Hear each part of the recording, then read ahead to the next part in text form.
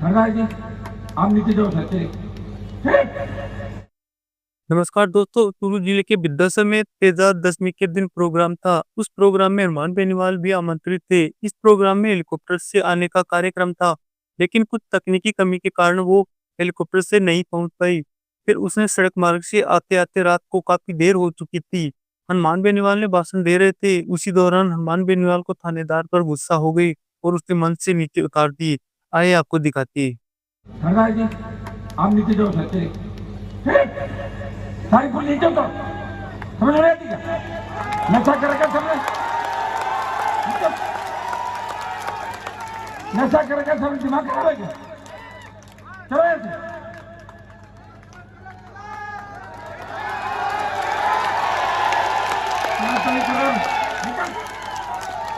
क्या देख रहा था? झूठ दूंगा पटक के।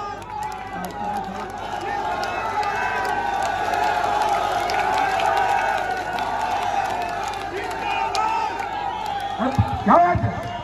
थोड़े मेरी बात चलो नीचे होगा तेरा फोन बकवास कर रहे हो। दिमाग खराब है क्या? सारे याद हो कर लोगे यहाँ पर तुम आउट हो गया दिमाग। कौन खड़ा है? दिमाग खराब है? मंच पे आ रहे हो, शर्म नहीं आती?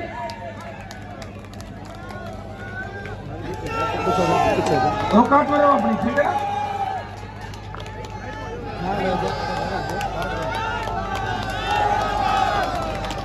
भाइयों ये आधे पुलिस वाले दारू पी रहे, सुनो मेरी बात। अब चुपचाप यहाँ से चले जाओ, मैं फटे के मेडिकल कराऊंगा सबका, समझ में आ गई ना? अगले 5 मिनट बाद यहाँ से चले जाना, नहीं तो तुम्हारे एसबीआई मौके में आएंगे, फटे के मेडिकल कराऊंगा, समझ में आ गई ना? शराब पी के शर्म नहीं आती?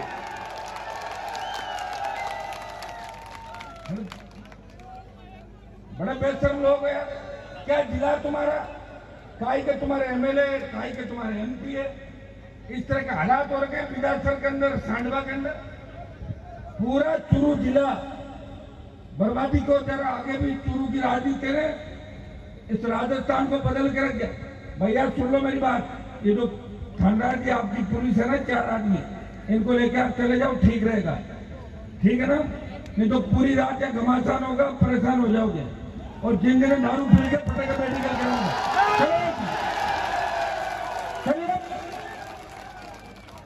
आराम से चले जाओ। कहते हैं मैं नीचे आ गया तो छोड़ूंगा नहीं, मेडिकल कराएंगे। चले भाइयों, ये दुर्भाग्य राजस्थान का। अभी जो 600 का कचरा था एसआई भर्ती के अंदर, उस कचरे की सफाई करिए, करी कि नहीं करी? लेकिन पुराना जो कचरा उसका क्या करोगे? उस कचरे का एक इलाज है। अभी मैं आऊंगा बिरासत थाने की तरफ, आ रहा हूँ, वहीं धरना दूंगा थाने की तरफ। चलो एक बार मैं आ रहा हूँ थाने की तरफ, ठीक है ना? दिमाग खराब हो रहा है, ऊपर कर रहे हो, मंच पे बकवास कर रहे हो, मैं बेशरम देंगे। तुम्हारी संख्या ही नहीं, क्या मतलब है यहाँ पे? राजस्थान तुम्हारा नहीं भाई, राजस्थान में और लोगों की संख्या। दिमाग सही रखो अपना, ठीक है? औकात करो, इतनी औकात तो भाई उतना ही करो। दुर्भाग्य इस बात का है कि हमारे लोग बड़े बड़े ना समझे, हमारे विधायक, हमारे सांसद छोटी छोटी बातों के लिए घूमते, उनको पता ही नहीं लड़ाई क्या है। असली लड़ाई है कि आपका सम्मान मान कैसे बना रहे। मैं 10 मिनट से देख रहा, थानेदार मंच पे घूम रहा है। क्या लड़ना थानेदार का मंच में? बताओ मुझे, आप इसी थाने के होंगे? कौन से गए आप? तो मेडिकल फिट हो ना, ध्यान देना, पकड़ दूंगा। अभी आपका प्लेस से ध्यान ठीक करके जाएंगे, चिंता मत करो, ठीक है? तो पूरी रात है। इस संध्या में 2-3 बड़े मामले करके इसका दिमाग खराब है, बहुत पैसा खा गया है, इसके दिमाग में कचरा भरा हुआ, ठीक है? तो सफाई कर देंगे, इसका कचरा सारा निकाल देंगे। ये अपना आप लोग साहब का पेट साफ मांग रहा है ना, सुबह तक ठीक कर देंगे इसको, चिंता मत करो। भाइयों, ये वीर तेजाजी महाराज की कृपा है कि मैं यहाँ आया और आपका थाना सेक्टर ठीक हो जाएगा, ठीक है? ज्यादा नहीं चाहता, और अगर दिन में आ जाता और सफाई कर देता दिन में आता, लेकिन योग सहयोग नहीं बैठा, लेट हो गया। मैं माताएं मैंने बड़ी तादाद के अंदर बैठी है, मैं धन्यवाद दूंगा कि चूरू के अंदर इतना करंट है, इस बिदासर के इलाके के अंदर जब सुजानगढ़ के अंदर उपचुनाव था, मुझे अच्छी तरह पता है कि आप लोगों ने पूरी ताकत लगा के राष्ट्रीय लोकतांत्रिक पार्टी का साथ दिया। सीताराम जी बैठे मंच पे, अगर सीताराम जी को दोबारा टिकट हम देते तो सीताराम जी इस बार 50, 55, 60 हजार वोट लेते। लेकिन हमारी कमी रही, कुछ हमारे इर्द गिर्द के लोगों की कमी रही, कुछ हमारी कमी रही कि सीताराम जी उम्मीदवार नहीं बने, और जिसको पकड़ के लाए धोखा दे के वो भी भाग गया और इनका भी नुकसान कर दिया। ये होता भैया, ये पॉलिटिक्स है।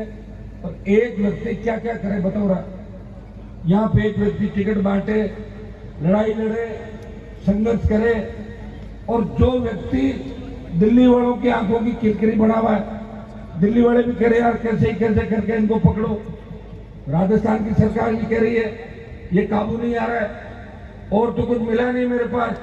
जब मैं घर पे नहीं था तो प्लाट लेके गए, खंबे से कनेक्शन काट के चले गए, देखा होगा आप लोगों ने। पैसे भी ले लिए और कनेक्शन भी काट दिया। मेरा कनेक्शन काटा है, मैं भजनलाल का कनेक्शन काट दूंगा राजस्थान को, नहीं बता। ये राजस्थान का दुर्भाग्य है कि भजनलाल जैसे लोग राजस्थान के मुख्यमंत्री, तभी तो ऐसे थानेदार घूम रहे राजस्थान में, जगह जगह देखा नहीं।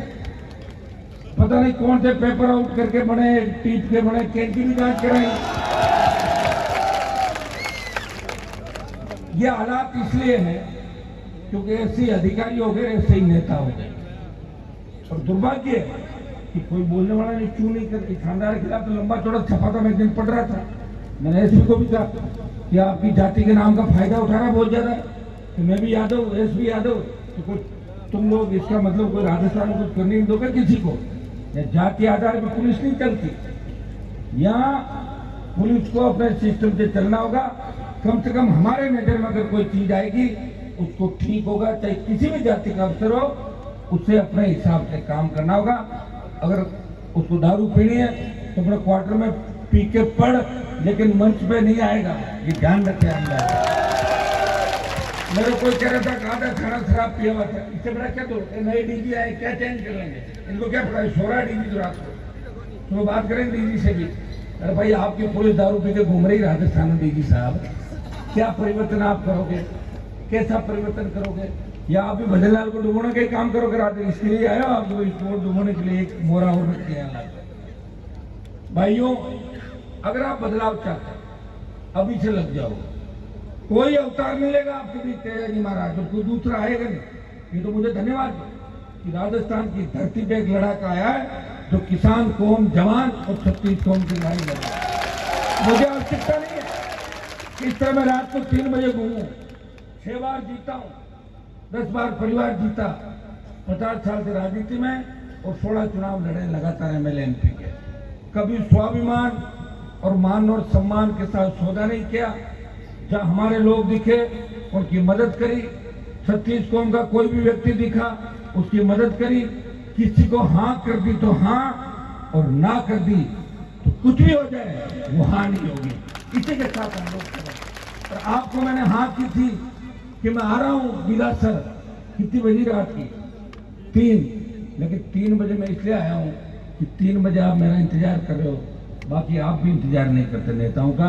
ये आपका बड़प्पन है कि आपने हनुमान बेनीवाल को अपने बड़े भाई के रूप में हमेशा माना, और मैं भी आपको विश्वास दिलाता, आप मेरे भाई की तरह हो।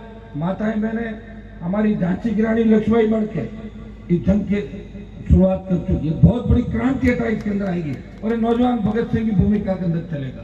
ये वीर तेजाजी महाराज 10,000 मंदिर बने राजस्थान और देश में, कितने 10,000 मंदिर नए, एक नहीं, एक तूफान चला। और तेजाजी महाराज ने वचन की खातिर अपने प्राण न्यौछावर किए, जिस तरह भगवान राम के लिए कहते रघुकुल रीत सदा चली आई, प्राण जाए पर वचन ना जाए। तो तेजाजी महाराज के आदर्श में मैं चल रहा हूँ। मैंने कहा जब तक पार्टी नहीं बनाऊंगा मैं चलूंगा। पार्टी में नहीं बनाई 66 साल बाद, मेरे बाद दूसरी आदिवासी पार्टी आई राजस्थान में, भारतीय आदिवासी पार्टी, उसके 4 MLA 1 MP है, मेरे 3 MLA थे, 1 MP था। 3 MLA में से आपके बीच ज्यादा रहा, आपने 2 कम कर दिए, फिर मैं था, मैं एमपी बन गया, आपने वो सीट भी ले ली, फिर भी आपकी सेवा कर रहा हूँ। सेवा में कोई कमी नहीं, मेरी तरफ से किसी तरह की कोर कसर नहीं छोड़ूंगा।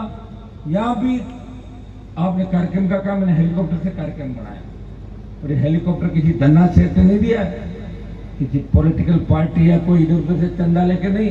कि कुछ लोग मेरी मदद करते होंगे राजस्थान और देश के अंदर, वो बहुत कम लोग होंगे जो मदद करते हैं, लेकिन मैं आपका सम्मान बढ़ाने के लिए हेलीकॉप्टर से घूम रहा हूं कि कांग्रेस और बीजेपी के नेता हेलीकॉप्टर से नहीं घूम सकते। राष्ट्रीय लोकतांत्रिक पार्टी के तेजा भक्त भी राजस्थान के अंदर हेलीकॉप्टर से